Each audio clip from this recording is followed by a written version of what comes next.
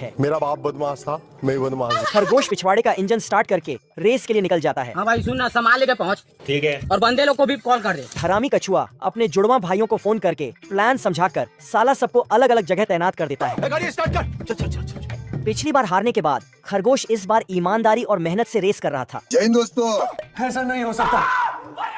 लेकिन साला जितनी बार ये कछुए को पीछे छोड़ता था वह उसे आगे मिल जाता था। भाई यहाँ पे क्या हो रहा भाई, ये कहाँ फंस गया भाई मैं। इस बार 200 की स्पीड से भाग कर जाता है और पुल की रस्सी काट करके पेड़ पर चढ़कर कछुए को देखना लगता है। बहुत तेज हो रहा है।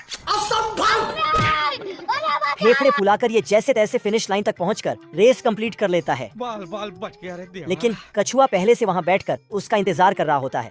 नाम सुन के फ्लावर समझे क्या? फायर है मैं। खरगोश रेस हार कर सारे पैसे इसे देकर जाने लगता है। मैं गरीब हूँ। तभी सारे जुड़वा भाई आपस में पैसे का बंटवारा करके इसके पास आते हैं।